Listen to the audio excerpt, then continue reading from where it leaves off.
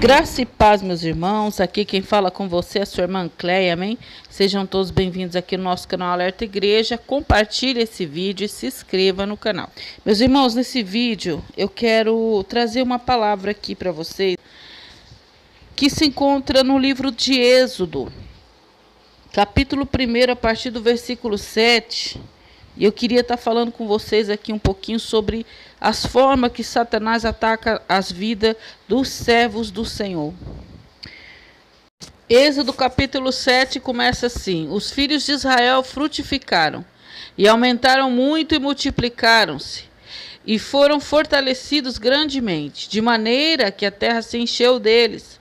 Depois levantou-se um novo rei, sobre o Egito, que não conhecera a José, a qual disse ao seu povo: eis que o povo dos filhos de Israel é muito e mais poderoso do que nós. Eia, usamos sabiamente para com eles, para que não se multiplique com ele. E aconteça que, vindo guerra, ele também se ajunte com os nossos inimigos, e peleje contra nós, e suba da terra. E puseram sobre eles maiorais de tributos para os afligirem, preste atenção, com suas cargas, porque edificaram a Faraó cidades de tesouro, Pitom e Ramassés. Mas quanto mais os afligiam, tanto mais se multiplicava, e tanto mais crescia, de maneira que se enfadavam por causa dos filhos de Israel.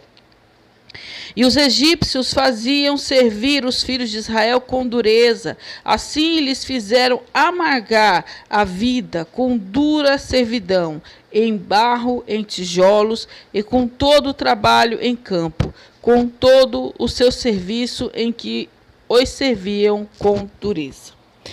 Meus irmãos, a Bíblia ela nos ensina que o Antigo Testamento ele é uma alegoria daquilo que nós vivemos hoje. A figura de Faraó, ela representa a figura do nosso perseguidor, do nosso adversário. E eu já quero aqui dizer uma coisa para você, que o povo hebreu, o povo escolhido por Deus, semente de Abraão, de Isaac, Jacó, José, a Bíblia aqui está dizendo que Faraó via o povo como numeroso, forte e mais poderoso do que eles. Mas em nenhum momento, nós vimos através do relato do livro de Êxodo, o povo hebreu se vê dessa forma que Faraó os vê. Pelo contrário, nós vemos que o povo hebreu, eles se sentem amedrontados e acuados. Quando Deus envia Moisés para operar os sinais, para que possa libertar o povo da escravidão das mãos de Faraó, o povo hebreu começa a se queixar de Moisés, porque Faraó usa uma estratégia essa que Satanás usa contra a vida dos servos de Deus até hoje, de que quando ele percebe que está sendo ali feito um movimento para a libertação daquele povo, imediatamente Faraó decide afligir o povo, decide fazer com que o povo tenha uma vida amarga, humilhante, dura. Faraó sente desejo de tirar toda a alegria do povo hebreu e fazer com que eles não desejem a presença de Moisés, que vinha trazendo as boas novas de salvação para eles, as boas novas de libertação. E eu quero dizer para você, meus amados, que até hoje Satanás ele utiliza dessa forma para fazer com que muitos crentes sintam mais medo dele do que de Deus. A Bíblia fala que nós devemos temer a Deus, porque Deus tem o poder de matar o nosso corpo e lançar a nossa alma no inferno. Mas hoje nós vemos um quadro bem parecido com esse quadro que eu acabei de ler aqui do livro de Êxodo. Os evangélicos têm se tornado numerosos, porém têm se tornado um povo frouxo, covarde, amedrontado, sem coragem de servir a Deus de verdade. Recentemente aqui eu coloquei um vídeo falando sobre a perseguição, e no meu canal você só vai ver esse tipo de coisa, porque é sobre isso que nós falamos aqui na minha casa. E é isso que queima no meu coração, sinais da vida de Cristo. Mas a gente percebe que tem alguns evangélicos que não gostam, e eu não posso fazer nada, cada um tem o seu livre arbítrio para fazer o que quiser. Mas alguns até que parece se sente amedrontado por ter vídeos falando sobre a volta de Jesus, sobre a perseguição. Toda vez que eu coloco vídeo sobre perseguição, eu nunca falo disso como uma coisa negativa, porque quando Jesus falou da perseguição, ele não falou de tristeza, de derrota, ele falou de redenção, ele falou da sua volta, ele falou que estaria chegando o reino de Deus, ele falou que estaria sendo feita a justiça na terra. Então nós não podemos tratar desses assuntos com medo, como se Satanás fosse colocar as garras sobre nós, nos oprimir, nos matar, nos jogar num quarto escuro e acabar conosco. Mas tem crente que parece que continua que nem os hebreus. Ele teme a Faraó. Ele se afasta do profeta porque ele acha que o profeta está trazendo problema. Moisés, conforme ele falava da palavra de Deus, o povo hebreu dizia: por que você está fazendo isso conosco? Por que você tem feito nós parecermos o nosso cheiro como ser repelente para Faraó? E queriam calar Moisés porque eles não queriam ser afligidos. E por que eles não queriam ser afligidos? Porque a sua fé não alcançava a promessa que eles esperavam. Promessa essa que foi deixada pelos seus antepassados. Inclusive José pede que quando fosse retirado o povo dali do Egito, que levasse os seus restos mortais juntos, porque ele não queria ficar ali, nem queria que os seus restos mortais ficassem ali. Mas aquele povo, como o povo de hoje em dia, parece que já perdeu a fé na promessa. E conforme ele sente a opressão, eles começam a fazer exatamente como o povo hebreu. Eles começam a querer calar a boca dos profetas, querer calar a boca daqueles que Deus tem enviado para falar. Todo profeta de Deus, ele não é ovacionado. Ele é desprezado pelos próprios crentes. E foi essa a intenção que Faraó teve quando ele afligiu o povo. Ele pensou com ele mesmo que fazendo aquilo, ele faria com que o próprio povo hebreu rejeitasse Moisés, expulsasse Moisés do meio deles e não desse mais ouvido para Moisés. E assim, Satanás faz na vida dos crentes hoje em dia. Que um crente chega perto de você para falar a verdade, Satanás providencia imediatamente que você seja afligido de alguma maneira. Entenda que hoje a batalha, ela é no mundo espiritual, mas ela é cerrada, ela é travada, assim como ela foi travada lá no Egito com esse povo hebreu e o faraó. Imediatamente, quando hoje alguém chega para você e começa a falar sobre as coisas de Deus e começa a levar você realmente ao querer de Deus, Satanás providencia imediatamente aflições, os dardos do maligno começam a ser jogados contra a tua vida, para que você imediatamente assemelhe a presença do profeta de Deus com a palavra aflição, sofrimento, humilhação e amargura, que era isso que Faraó fazia com o povo de Deus. Um povo que era forte, mas era desunido e por isso fraco, assim como a igreja hoje. A igreja era para ser um povo mais forte, mas como a maioria dos cristãos não são unidos, são divididos por placa e até mesmo muitas vezes dentro das placas da igreja, Dentro de determinadas denominações tem grupos e grupos e grupos. E assim Satanás tem enfraquecido o povo de Deus. Por que Satanás tem enfraquecido? Satanás não obedece a Jesus, mas ele sabe que tudo que Jesus falou é verdade. E ele sabe que Jesus disse que todo reino dividido por si mesmo não subsistiria. Então eis aí para ele uma grande arma contra o povo de Deus, a desunião. E ele tem colocado isso. A gente percebe isso porque muitas vezes Satanás não precisa usar um ímpio para querer debater comigo, discutir comigo. Ele usa um próprio crente com a Bíblia na mão. Então esse reino está dividido e amedrontado. Esse povo não reconhece que se ele se unir, ele será forte, não forte para dominar esse mundo. Eu não estou falando de uma rebelião, de uma revolução. Eu estou falando de união e fortaleza espiritual na nossa vida.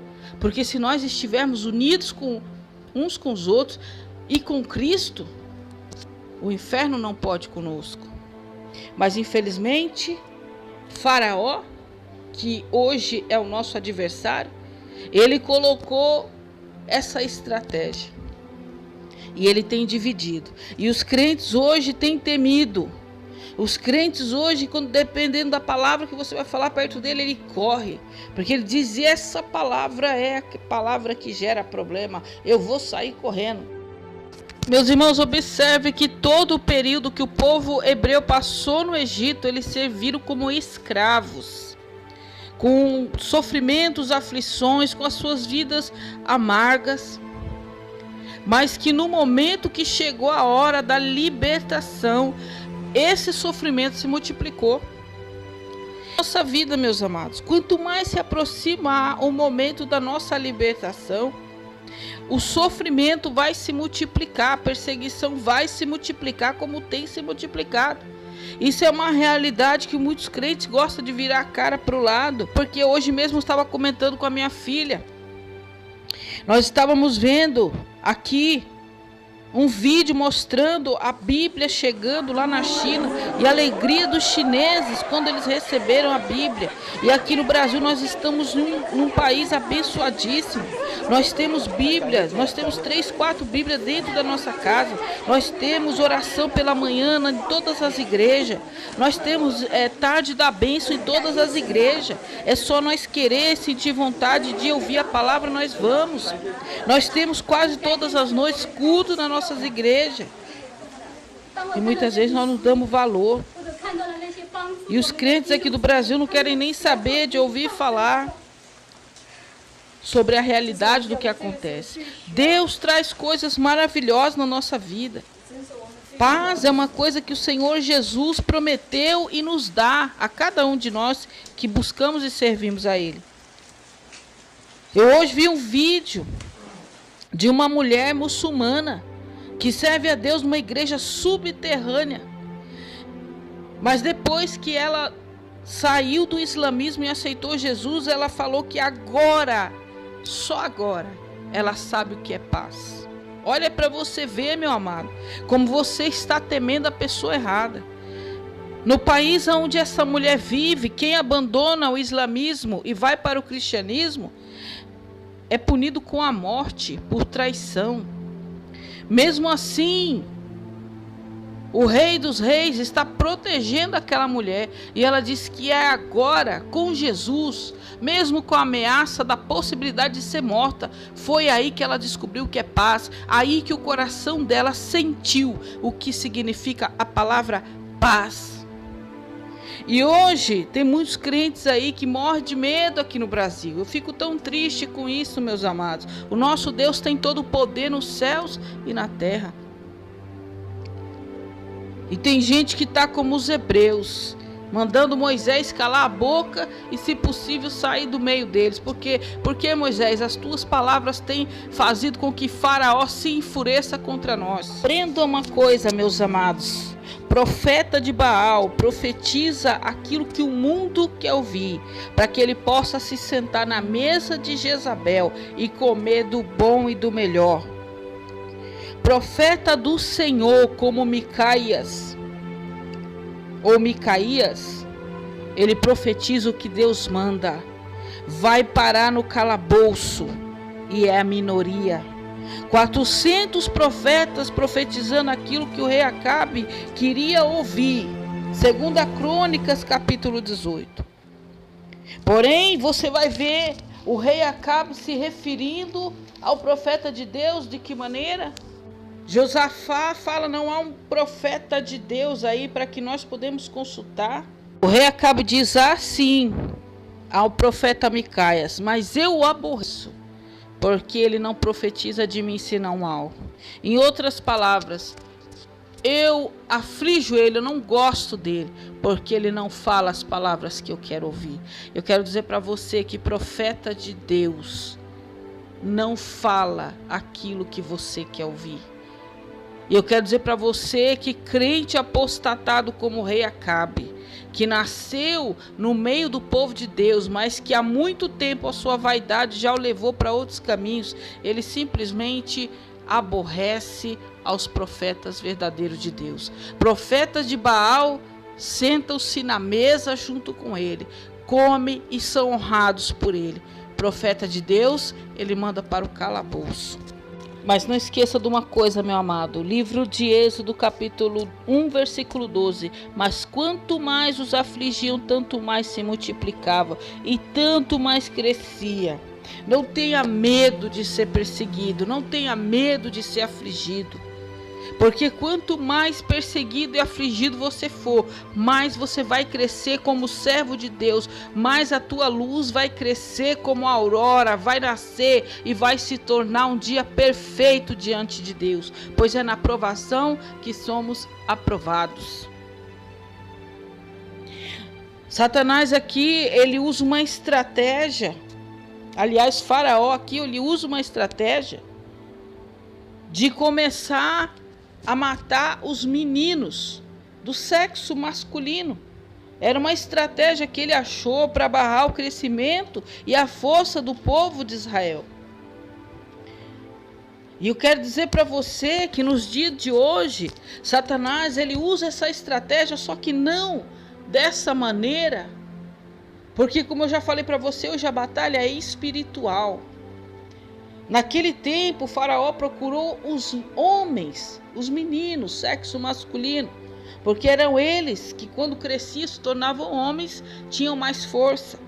Hoje, Satanás procura os verdadeiros crentes, os meninos para Satanás hoje, os que vão crescer e se fortalecer e se tornar ameaça, são os crentes verdadeiros.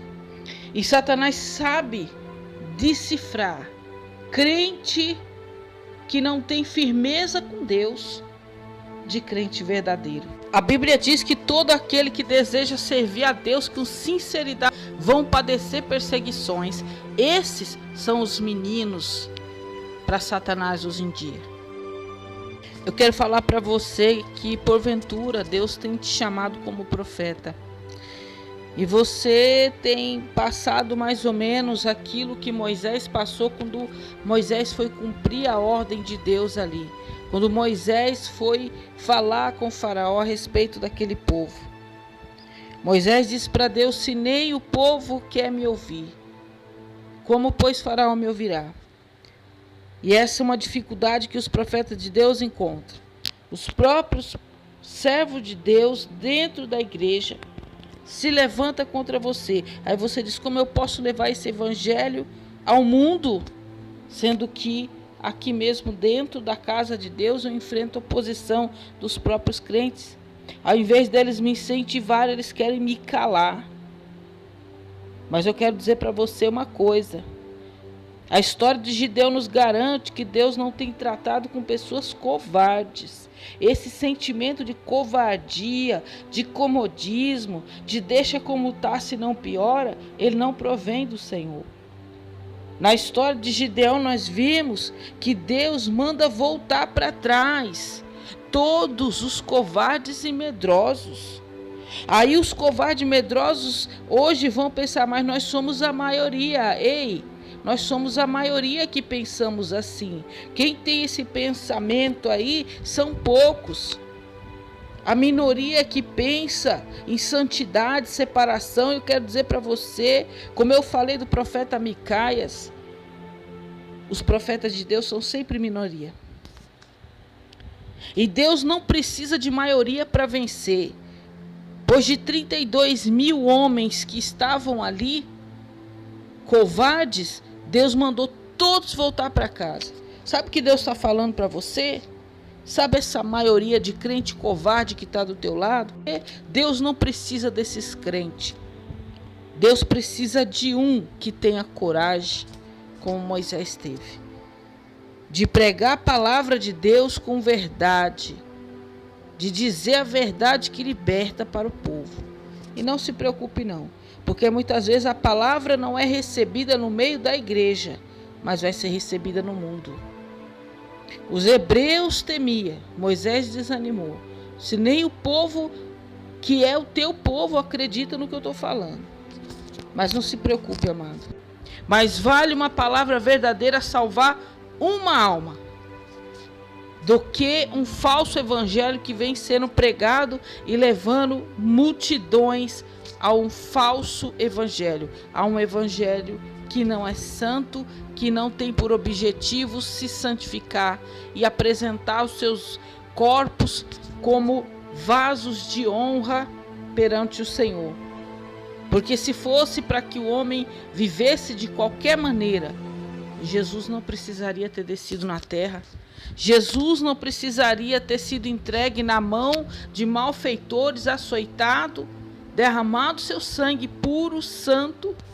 E com isso nós temos visto aí coisas absurdas e profetas calados, temerosos ou desanimados, porque sabe que não serão ouvidos, que a sua palavra vai ser desprezada.